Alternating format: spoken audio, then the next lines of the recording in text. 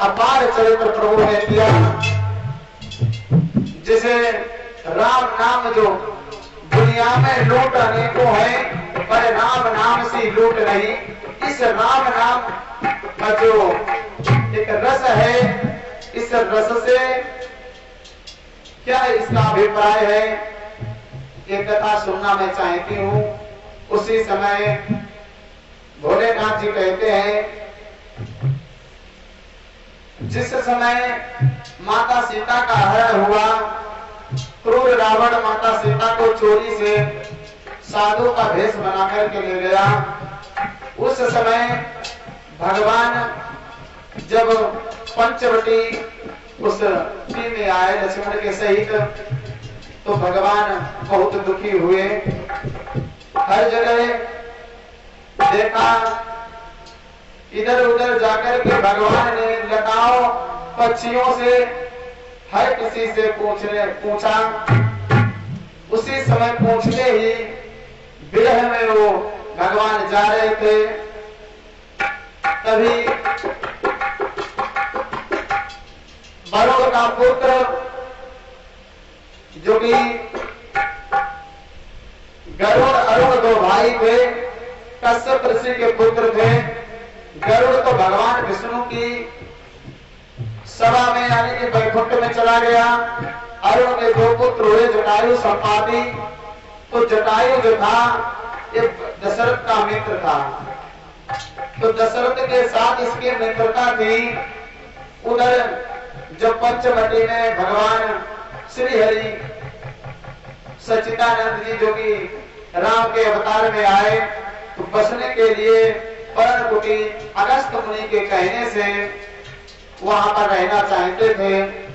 तो उसी समय गीधराज जटायु से भेंट हुई, तो जटायु ने अपना परिचय दिया, मैं दो भाई हूँ, मेरा नाम जटायु है, मेरा दूसरा भाई जिसका नाम संपाति है।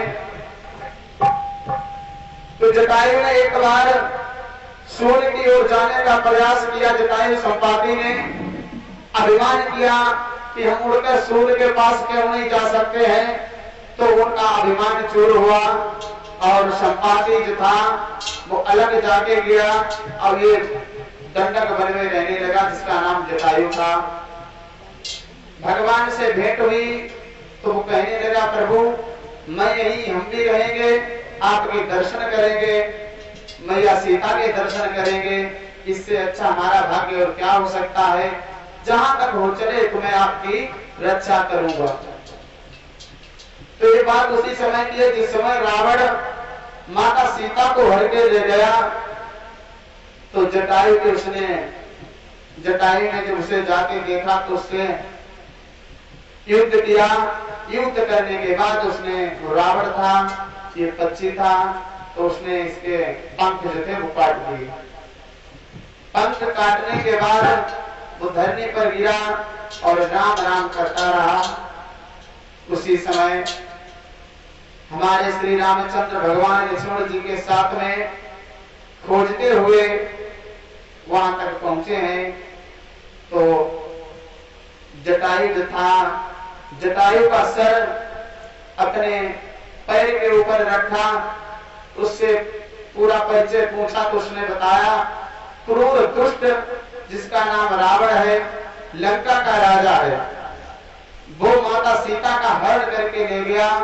हे प्रभु, मैंने बहुत कोशिश की माता सीता को मुक्ति दिलाने की, लेकिन उसने हमारे पंख काट दिए। तो भगवान को वहां पर क्रोध आया। भगवान ने कहा, वास्तव में यदि मैं अपने वंश से हूं तो मैं इस दुष्ट रावण का वध करूंगा। आप हमारे पिता समान हो, आपका मैं इससे बदला लूंगा। सीता हरण तात जनि न कयो पिता सन जाय, जो मैं रामत कुल सहित काई दसानन आई। हे तात, वास्तव में आपके प्राण निकल जाएंगे, मेरे पिता भी इस संसार में नहीं रहे, तो उनको ये बात मत बताना क्योंकि उनको दुख होगा। अब यदि मैं कुल के सहित हूँ, वास्तव में रघुवंश का हूँ, तो मैं रावण का वध कर दूंगा। रावण जाके वहां खुद बताएगा कि मैंने क्या किया था। उसके बाद आज जटायु का प्रारंभ हुआ। भगवान जब चले हैं तो एक कबंध नाम का गंधर्व था जो उस राक्षस योनि में श्रापित था, उस कारण उसकी बड़ी बड़ी भुजाएं थी। तो उसे दुर्वासा ऋषि ने श्राप दिया था। जब इसने पैर पकड़े और दुर्वासा ऋषि के चरणों पर गिड़गिड़ाया तो दुर्वासा ऋषि ने कहा तुम्हारी मुक्ति का एक ही उपाय है। जिस समय भगवान राम त्रेता में एक नरलीला करते हुए आएंगे तो उसी समय वो उनके अनुज भ्राता लक्ष्मण तुम्हारी भुजाएं काटेंगे, तब तुम्हारा जो है तुम मुक्ति से छूट पाओगे। आज वही समझ आया। कबंध गंधर्व के पास में जो कि राक्षस के योनि में था, वहां पर भगवान श्री रामचंद्र और लक्ष्मण के साथ में पहुंचे हैं। तो उसने देखा तो उसने अपनी भुजाएं फैलाना चालू कर दिया कि मैं इनको पकड़ लूंगा, क्योंकि वो कोई भी भोजन करता था वो ऐसे ही करता था। उसकी इतनी बड़ी भुजाएं थी, उससे कहीं जाना नहीं पड़ता था। तो उसने क्या किया, ज्यों ही अपनी एक भुजा बढ़ाई उसी समय लक्ष्मण जी के पास जो ऋषि अगस्त की दी हुई तलवार थी, लक्ष्मण ने उसकी भुजाओं को काट दिया। आज लक्ष्मण ने उसकी भुजाओं को काटा है। तो उसी समय उसने कहा हमारी भुजाएं काटने वाले तुम कौन हो? तो कबंध कहने लगा आप परिचय दो, आप कौन हो? तो उसने भगवान ने कहा मेरा नाम श्री रामचंद्र है, मैं दशरथ का पुत्र हूं, कि मेरे भ्राता अनुज लक्ष्मण है। उसी समय भगवान की अवधि विनय की और कबंध कहने लगा प्रभु मेरा उद्धार कर दीजिए, क्योंकि मुझे दुर्वासा ऋषि ने श्राप दिया था। मैं एक बहुत सुंदर गुणवान गंधर्व था और हमारे पाप के कारण मुझे इस राक्षस योनि में आना पड़ा। तो भगवान ने उस कबंध का उद्धार किया, जिसने पूरा परिचय माता सबरी के आश्रम कर दिया। माता सबरी मतंग मुनि की शिष्यनी थी।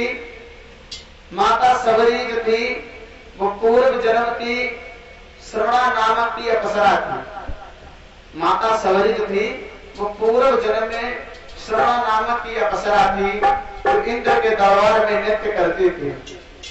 एक समय की बात है, देवों के राजा इंद्र अप्सराओं का नृत्य देखा करते थे। तो उसी समय भगवान का आना हुआ इंद्र के सभा में। तो भगवान का जब आना हुआ तो ये अप्सरा सुहा नाम की अप्सरा थी, ये भगवान को देखती ही रह गई। इसने नृत्य करना बंद कर दिया। इंद्र के बार बार कहने से इसने नृत्य नहीं किया। तो इंद्र ने पहली बात तो श्राप दिया कि जाओ तुम नीच काष्ठ में पृथ्वी पर जन्म लो। भगवान ने कहा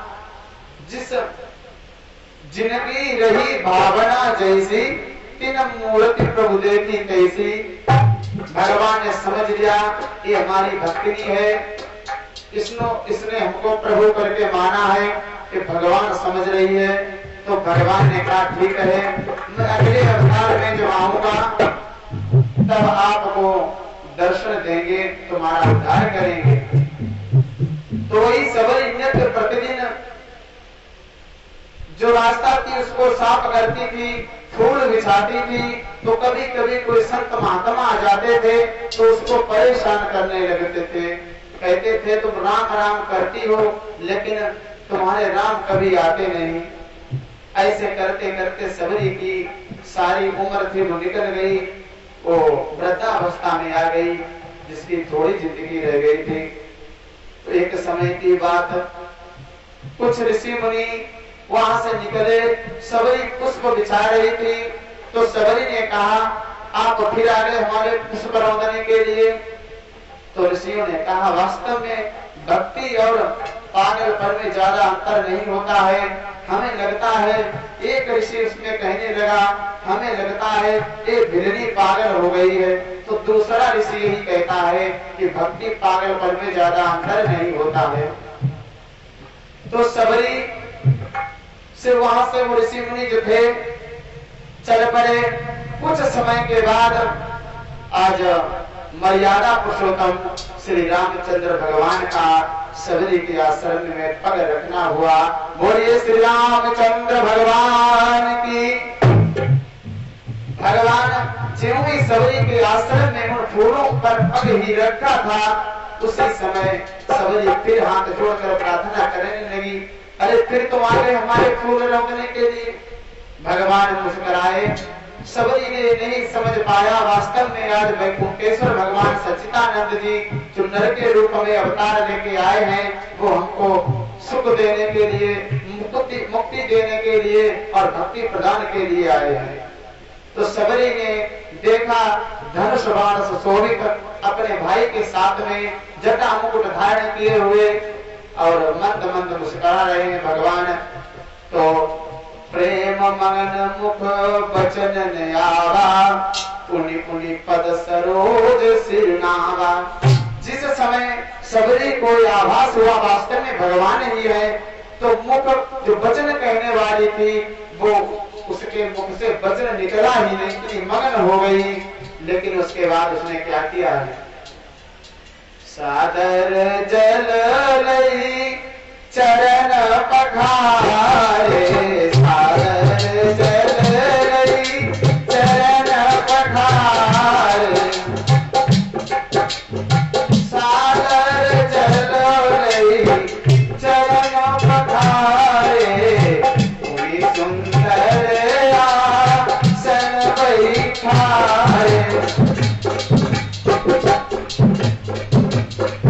पूरी सुंदर आसन बैठारे, सादर जलदे चरण पठारे, पुनि सुंदर आसन बैठारे। आज सबरी ने आसन को प्रभु के सम्मुख डाल रखा है और राम लक्ष्मण से कहा, हे प्रभु मेरा कितना बड़ा सौभाग्य है, आप विराजमान हुए। आज भगवान राम लक्ष्मण जी के साथ में विराजमान होते हैं और माता सबरी ने हाथ जोड़े, प्रभु आपने इतने समय तक मैं आपकी राह देखती रही, आपने आने में इतनी देर क्यों कर दी? क्योंकि हमारे ऋषि, हमारे गुरु ऋषि मतंग मुनि कहकर गए थे, सबरी तुम्हें किसी दिन राम की प्राप्ति जरूर होगी। आज प्रभु आपने हमारे ऊपर उपकार किया है, हे प्रभु मैं कैसे किस शब्दों से कैसे आपका स्वागत कर सकूं? ये सबरी कहकर के अपनी कुटी में चली गई, अंदर से बेर को लेकर के आई है, जो रोज चक कर बेर लाती थी, कौन से खट्टे कौन से मीठे। तो भगवान के सम्मुख उसने फिर एक बेर को खाया, बोले प्रभु एक को खट्टे फेंक दिया, दूसरा दिया प्रभु ये मीठे हैं। और सबरी ने ज्यों ही प्रभु को बेर दिया, भगवान प्रेम से खाने लगे। दुर्योधन की मेवा प्यारी, साग विदुर घर खायो। ऐसी प्रेम भक्त और भगवान का ऐसा प्रेम है। तो उस समय भगवान ने आज उन बेरों को खाया है तो प्रशंसा करते हैं, हे माता सबरी इन बेरों में इतना आनंद है, ऐसा तो आनंद हमारी कौशल्या माता की खीर में भी नहीं है, जो हमें महल में राजभोग खिलाती थी। ऐसा आनंद है। लक्ष्मण जी देख रहे हैं, लेकिन लक्ष्मण जी वहीं मुंह बना रहे हैं, क्योंकि जूठे बेर खा रहे हैं भगवान। तो लक्ष्मण जी को दिया, लक्ष्मण जी ने उस बेर को लिया, भगवान का मुख देखा और पीछे की ओर फेंक दिया, पीछे की ओर फेंका। यहाँ पर हमारी समझ में गोस्वामी जी ये बात को स्पष्ट करते हैं कि वास्तव में भक्त भगवान का प्रेम चल रहा था, तो भक्त के हाथ का दिया हुआ बेर जो लक्ष्मण को उसके जूठे से थोड़ा एलर्जी थी तो उन्होंने फेंक दिया। तो भक्त के ऐसा प्रसाद था जो संजीवनी बूटी बन गए और लक्ष्मण के उसी बेर ने प्राण उड़ा थे। हनुमान जी जब लाए थे संजीवनी बूटी, उसके बाद भगवान ने प्रशंसा की माता सबरी की और उसके बाद प्रेम से बैठे। तो उसी समय भगवान ने कहा, माता मैं तो सीता, मेरी पत्नी सीता जिसे क्रूर राक्षस रावण हरण करके ले गया है, मैं उनको ही ढूंढ रहा हूँ। अब हमको तो पता ही नहीं कहाँ रावण है, ऐसा उसका मुख है, ऐसा आकार है, कितना बलशाली है। भगवान मायापति है, वो माया करते हैं। वास्तव में यदि भगवान को नहीं पता होगा तो किसको पता होगा। तो उस समय भिलनी जो थी वो हंसने लगी, कहने लगी, प्रभु आप समझ कर भी अनजान बन रहे हो और हमसे मार्ग पूछ रहे हो। यदि आपको मार्ग ही बताना है तो मैं आपको बताती हूँ कि आगे हरि से मोक्ष पर्वत। सबरी कहने लगी, आगे इसके आगे आप जाओगे, लेकिन जाने मैं बता रही हूँ, जाओगे अभी नहीं, पहले हमको आज्ञा देनी पड़ेगी जाने के लिए।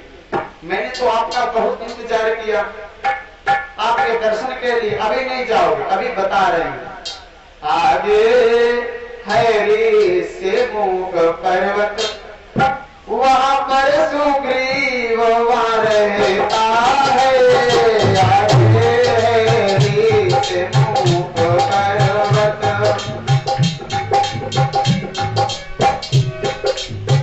आगे हरि से मुख पर्वत, जहाँ पर सुग्रीव रहता है। लेकिन अपने भाई के कारण वहाँ अत्यंत कष्ट को सहता है।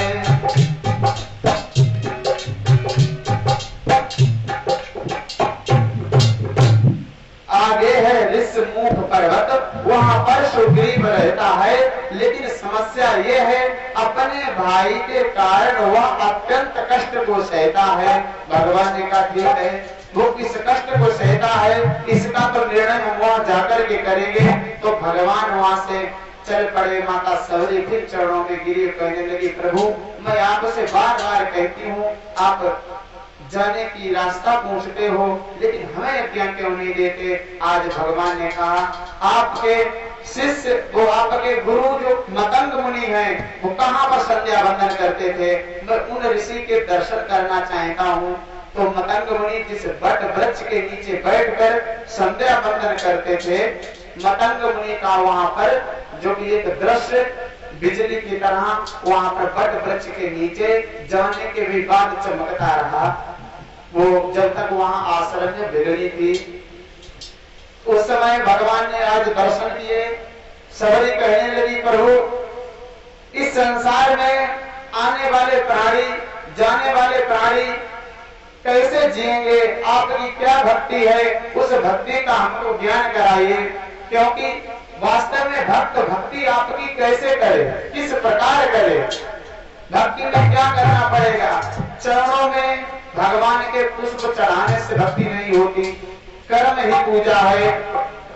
तो इसलिए भगवान कहने लगे, प्रथम भगत संतन कर संगा। जहां पर संत सत्संग करते हो वहां पर भक्ति ये है, वहां पर हमारे भक्त को भी जाना चाहिए और वही हमारी भक्ति है। जहां प्रथम भगत संतन कर संगा, दूसरी रति मम कथा प्रसंगा। जहाँ पर कथा का गुणानुवाद होता हो, जैसे आप लोग आए हैं पंडाल में बड़े श्रद्धा प्रेम भाव के साथ में कथा सुनने के लिए, वैसे ही दूसरी भक्ति है नवदा भक्ति में जो भगवान ने दी है। तीसरी भक्ति अमान, यानी कि अभिमान भी त्याग देना चाहिए, अहंकार नहीं रखना चाहिए। और चौथी भक्ति में क्या है, जब भी गुणगान करे तो कपट नहीं मन में होना चाहिए, चाहे वो गुरु हो चाहे भगवान हो, पूजनीय कोई भी हो, कपट नहीं रखना चाहिए। पंचम मंत्र जाप मन दृढ़ विश्वास। पांचवी भक्ति में मंत्र जाप मन दृढ़ विश्वास। पंचम भजन सुवेद प्रकाशा। पांचवी भक्ति में यही है कि मंत्र का जाप वास्तव में हम करते हैं, जप करते हैं, यज्ञ करते हैं, तो हमें जाप विश्वास के साथ में करेंगे। प्रभु व्यापक सर्वत्र समाना, प्रेम के प्रकट होई मैं जाना। तो इसलिए जब भी हमको भजन करना है तो पंचमी भक्ति में यही कथा दी गई है मंत्र जाप मन दृढ़ विश्वासा पंचम भजन सुवेद प्रकाशा छठतम शील विरति बहु कर्मा निरत निरंतर सज्जन धर्मा। सज्जन धर्म आचरण सज्जन होना चाहिए, आचरण सज्जन होना चाहिए। छठतम शील विरति बहु कर्मा सहनशीलता भी होनी चाहिए। लेकिन दो शब्द आपने कहे हैं, कैसे भी कहे, हंसी से कहे, किसी क्रोध में कह दिए, तो थोड़ी हमारे अंदर सहनशीलता होनी चाहिए, क्योंकि हमें सहन कर लेनी चाहिए। क्योंकि भगवान कहते हैं जहां गम वहां हम। इसीलिए सातवीं भक्ति में भगवान ने बताया है कि वास्तव में यदि आप किसी के ऊपर दृष्टि डालती हैं, चाहे वो साधु हो, चाहे वो मुनि हो, चाहे ऋषि हो, चाहे पति हो या आपका ज्येष्ठ पुत्र कोई भी हो, तो हमारे समान उसे समझना चाहिए। भगवान का रूप होना चाहिए। संत में भी हमारा ही रूप बताया गया है। अठतम जथा लाभ संतोषा सपने नहीं देखो पर दोषा। सपने में भी आठवीं भक्ति में बताया है, सपने में भी किसी पर पुरुष को देखना सतीत्व औरत को नहीं चाहिए। ये हमारी आठवीं भक्ति है। और नवीं भक्ति में क्या क्या है? नवमा सरल सब से छलहीना, नवमा सरल सब से छलहीना, मम भरोसा दिया हर सुन दीना।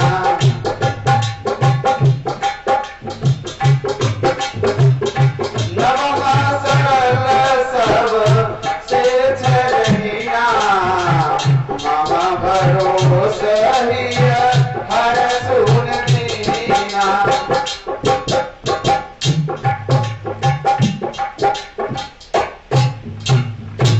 नवम सरल सबसे छलहीना, किसी के भी साथ में छल नहीं करना चाहिए। हीना हीनम हो, इस बात में जीरो हो। नवम सरल सबसे छलहीना, मम भरोस मानो माना हमने आपसे कह दिया मैं आपको कल 1000 रुपए देंगे और उन 1000 रुपए के पीछे आपकी समाज में इज्जत बेइज्जती हो रही हो, तो सबसे बड़ा पाप हमारे सर चढ़ेगा। मैंने आपसे कह दिया आप हमारे आश्रय में रहे, हमने आपको दिया ही नहीं। नवम सरल सबसे छलहीना, मम भरोसा ही हर्षण दिन। भगवान अर्जुन गीता में इसी नवी भक्ति पर कहते हैं। अर्जुन गीता में भगवान कहते हैं कि जो वास्तव में ये युग हो, चाहे त्रेता हो, चाहे द्वापर हो, चाहे सतयुग हो, जो नवम सरल सबसे छलहीना, जो ये नवदा भक्ति का पालन नहीं करता है, सबके साथ में जैसे किसी लड़की की शादी हो रही हो